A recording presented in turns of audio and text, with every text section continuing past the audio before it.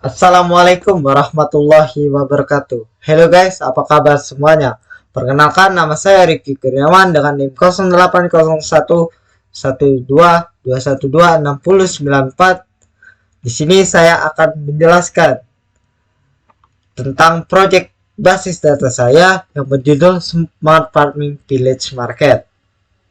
Oke, sebelum itu kita mulai dari langkah awal, yaitu menginstal dulu aplikasi SAMPP-nya. Setelah diinstal, akan muncul SAMPP-nya di tampilan desktop kita seperti ini. Lalu kita klik.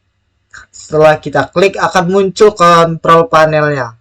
Di mana kontrol panel ini adalah untuk meng-start atau stop aplikasi SAMPP-nya.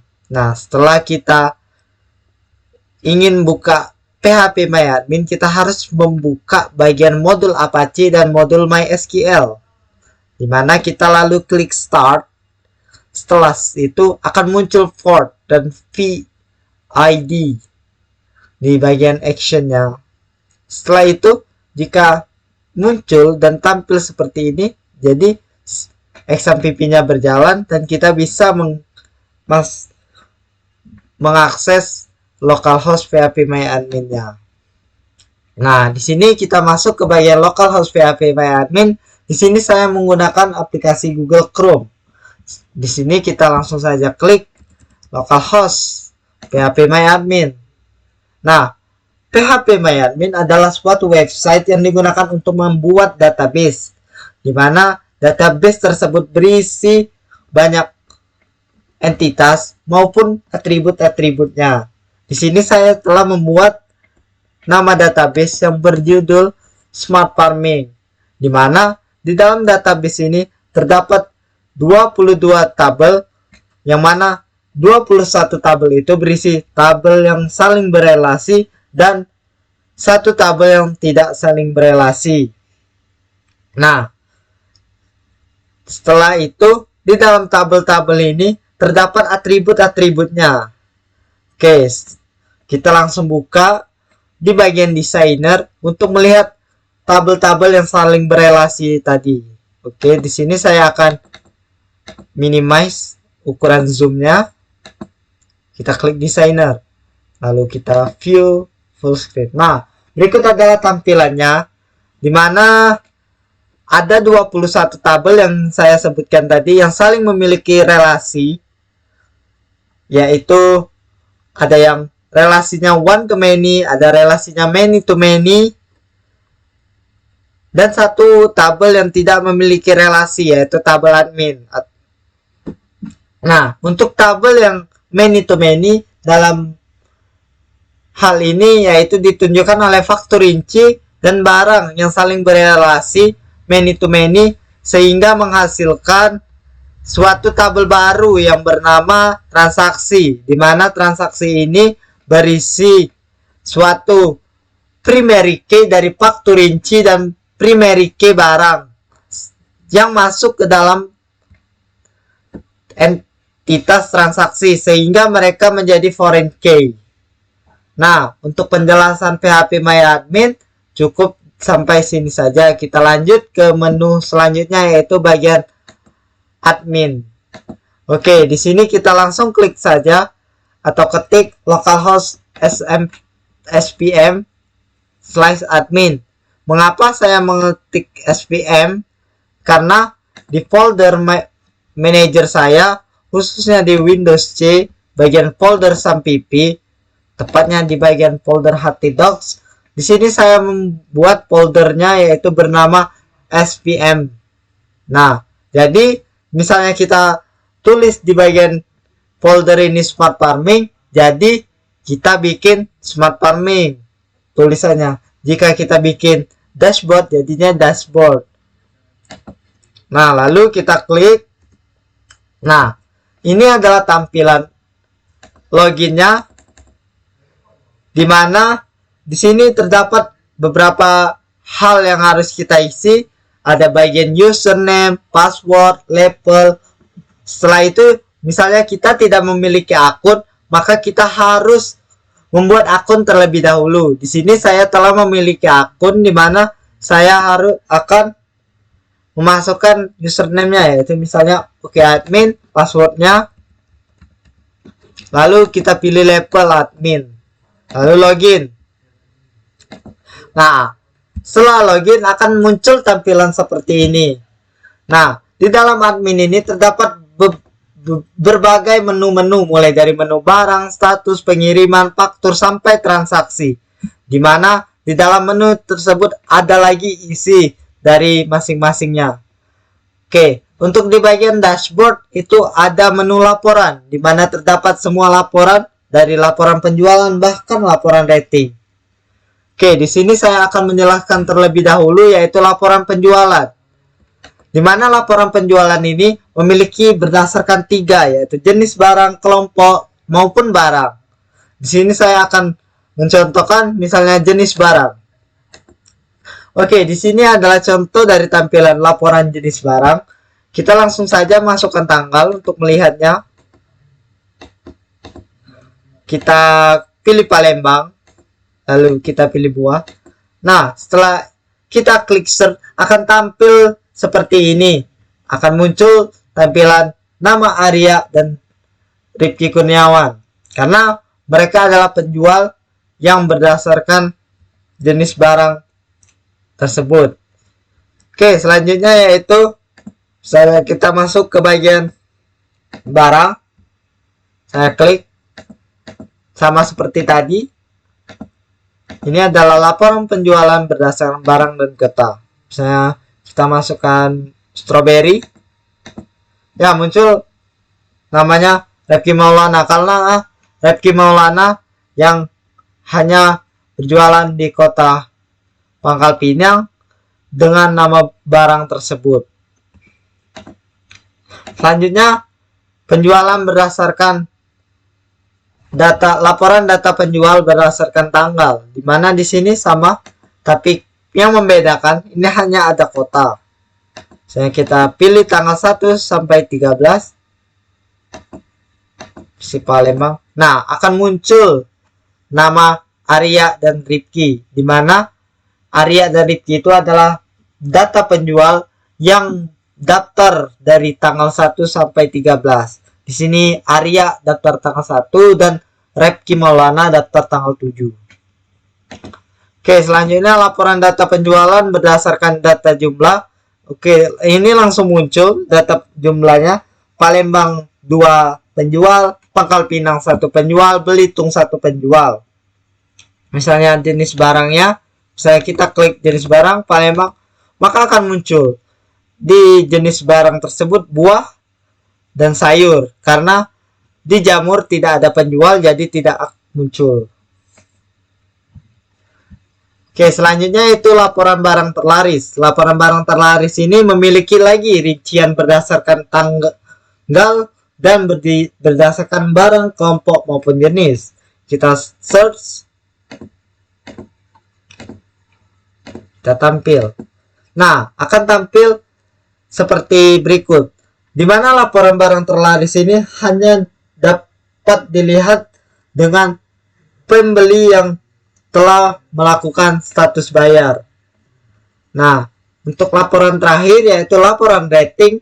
Laporan rating ini di mana saya juga membuat di mana where-nya itu status bayarnya telah dibayarkan.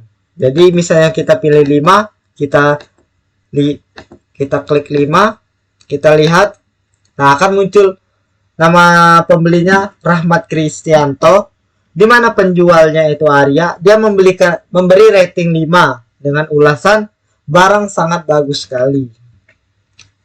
Oke, untuk dalam menu barang ada jenis barang, kelompok barang, dan barang.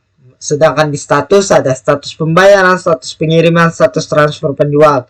Sedangkan di pengiriman ada jasa kirim, sistem pengiriman, daftar pengiriman, kota asal maupun kota tujuan, serta kategori. Selanjutnya di faktur. Faktur itu ada rinci maupun beli. Setelah itu kita lanjut ke bagian pembeli. Di pembeli itu ada pembeli maupun jenis pembeli. Sedangkan di menu pembayaran ada bank, jenis pembayaran, jasa pembayaran, dan diskon. Sedangkan di menu penjualan hanya terdapat penjualan, begitu pula dengan transaksi hanya ada transaksi. Nah, di sini transaksi. Kita juga mencari transaksi itu berdasarkan tanggal maupun search. Di sini saya berdasarkan tanggal. Kita lihat. Nah, muncul laporan transaksinya. Di mana laporan transaksi ini saya buat berdasarkan pembeli yang sudah bayar saja. Nah, di sini muncul terdapat 23 transaksi dari penjualan dari seluruh penjual. Oke, di dalam menu jenis atau menu-menu yang ada di menu barang, status, dan penjualan akan muncul tabel sebagai berikut, di mana terdapat ada tabel yang berisikan aksi, yaitu delete atau edit, serta search. Misalnya kita coba terlebih dahulu search-nya yaitu JB2, kita search akan muncul JB2, maupun kita klik JB1 akan muncul JB1. Misalnya kita mau menambahkan data, kita klik tambah data lalu kita masukkan kodenya, misal JB4, nama datanya bahan kering, kita simpan. Oke, data berhasil ditambahkan, jadi akan tampil langsung di tabelnya. Setelah itu kita edit, misalnya mau edit, misalnya kita mau ubah tadi bahan kering JB menjadi JB5 dan yang bahan kering biasa. Kita ubah, lalu berhasil datanya diubah seperti yang kita inginkan tadi. Misalnya kita akan hapus, kita klik saja delete, kita OK, lalu akan terhapus datanya. Oke, untuk menu penjualan, menu admin cukup di sini. Kita lanjut ke bagian selanjutnya, yaitu bagian menu, bagian penjualan. Nah, setelah logout dari menu admin, kita langsung diarahkan antara dua pilihan, yaitu kita ingin masuk sebagai penjual atau masuk sebagai pembeli. Misalnya kita mau masuk sebagai penjual, kita klik saja masuk sebagai penjual. Kita masukkan sama seperti admin tadi. Kita misalnya Kibo, passwordnya. Nah, untuk tampilannya sama seperti admin, yang membedakannya hanya menu. Di sini menunya hanya ada beberapa, mulai dari barang, jenis barang, faktur beli, faktur rinci, pembeli, maupun transaksi. Nah, untuk di menu admin ini, dia hanya menampilkan berdasarkan nama penjual yang login saja. Misalnya laporan penjualan. Laporan penjualan kurang lebih sama, hanya menampilkan nama penjual tersebut saja.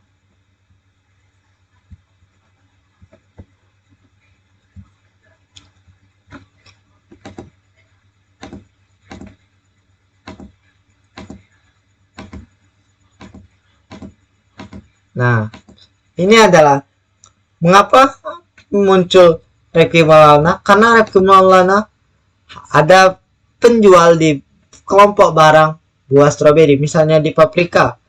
Tidak akan muncul nama Repki Maulana atau Kibo karena dia tidak menjual barang tersebut dan tidak ada penjualan dari hasil barang tersebut. Oke, mungkin langsung laporan barang terlaris. Kita klik barang, kita pilih, tampilkan. Nah, muncul nama Repki Maulana. Sama seperti tadi, dia menjual stroberi pagar alam, misalnya kelompok barang, akan muncul juga Repki Maulana. Nah, yang membedakan ini berdasarkan buah stroberi, karena kita memilih kelompok barang. Selanjutnya laporan rating. Nah, laporan rating ini hanya muncul bagian Repki Maulana saja. Kita lihat dua, yaitu Rahmat Kristianto, di mana ada dua ratingnya, ada dua, dan ulasannya seperti di tabel. Nah, untuk menu transaksi ini tampil berdasarkan penjual saja. Mungkin untuk admin itu saja. Kita langsung masuk ke bagian pembeli. Kita logout, Kita langsung masuk ke bagian pembeli. Kita login, kita klik, kita masuk ke menu home. Menu home ini dimana di sini ada penjelasan deskripsi barang kita. Nanti di sini ada menu-menu barang atau tampilan-tampilan barang yang dijual. Kita bisa lihat atau kita cari atau kita klik di menu, bisa juga kita cari misalnya buah. Di sini akan muncul bagian buah saja. Jika kita klik sayur, akan muncul sayur saja karena sistemnya telah dibuat seperti itu. Oke, mungkin kita search, nah akan muncul wortel semuanya. Misalnya kita mau lihat detail barangnya, kita klik saja detail barang. Detail barangnya seperti berikut, ada keterangan nama harga, harga barang, deskripsi, jenis, maupun nama penjualnya. Lanjut, kita bagian menu, kita belanja, misalnya dari kubis 1, misalnya kita mau menambahkan. Nah, ini adalah tampilan keranjang belanjanya. Misalnya kita mau menambah barang, kita tinggal ketik saja, misalnya 2, klik tambah. Misalnya ingin mengurang, kita kurang menjadi 1, klik juga. Nah, misalnya kita mau menjadi 2 pembeli, yaitu misalnya kita jamur. Nah, sini kita membeli dari toko Ricky Kurniawan dan Faisal. Misalnya kita check out. Nah, mengapa kita tidak bisa melakukan check out? Karena kita belum melakukan login. Nah, jadi kita harus login terlebih dahulu. Lalu kita klik OK. Kita masukkan namanya, username-nya, passwordnya. Nah, login sukses. Nah, ini adalah tampilan checkout-nya, di mana berisikan nama pembeli, alamat, nomor handphone, nah, dan deskripsi belanjaan dia. Nah, misalnya di sini ada jenis pembayaran, daftar pengiriman yang kita pilih. Jika kita kurang setuju dengan harga dan daftar pengiriman tersebut, kita langsung klik saja ubah.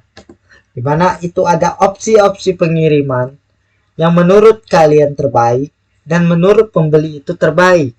Misalnya kita pilih 0, akan muncul dan berubah menjadi 0, jadinya 12.000. Misalnya sini kita mau ubah menjadi 15.000.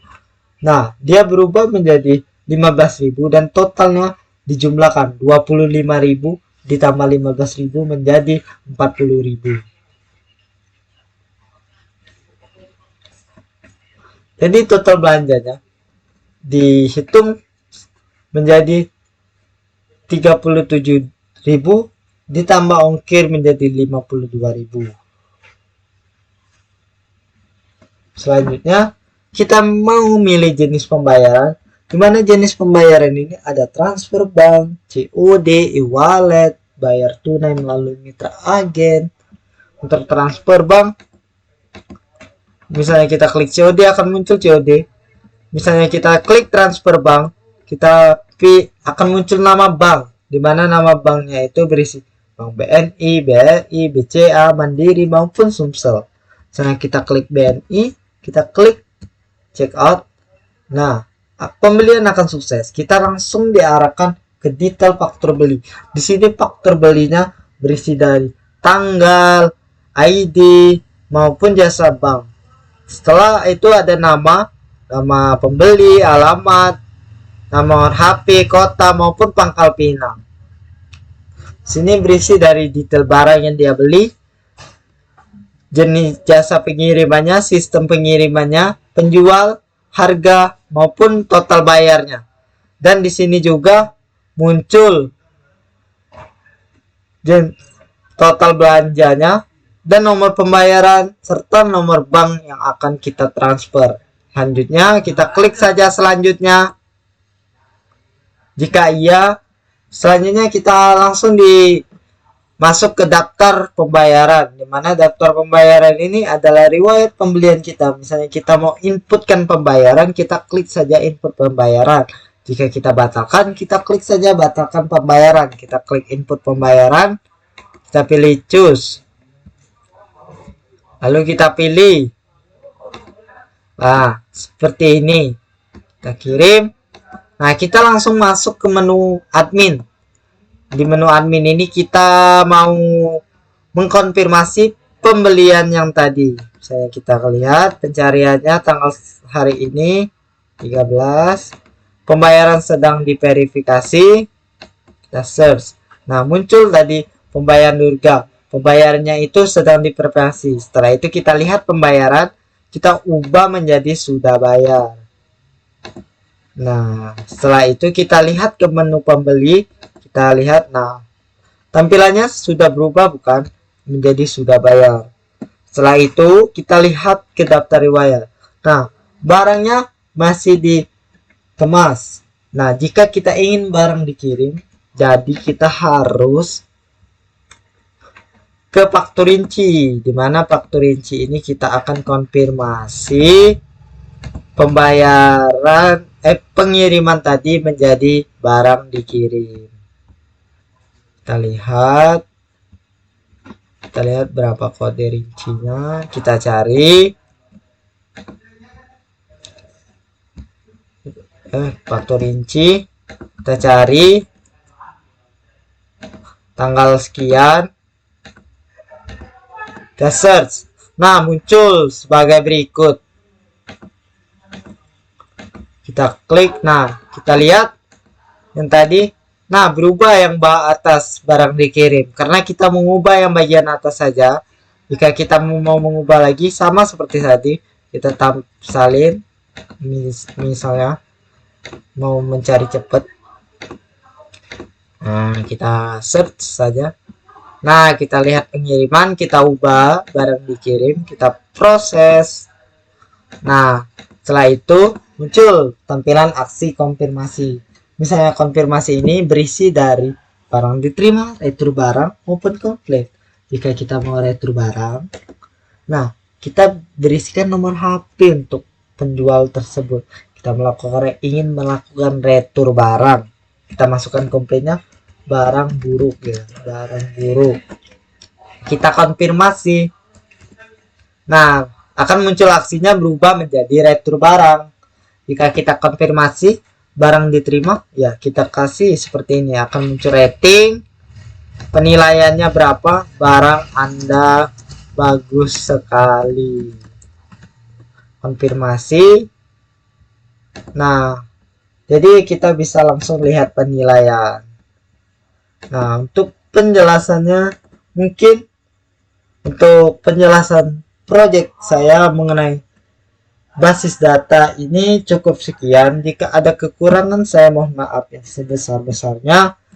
Jika ada kendala maupun suara backsound, itu adalah hal yang wajar dalam dunia perkuliahan, khususnya anak kos, karena kita tidak bisa melihat situasi di sekitar kita. Saya akhiri. Assalamualaikum warahmatullahi wabarakatuh.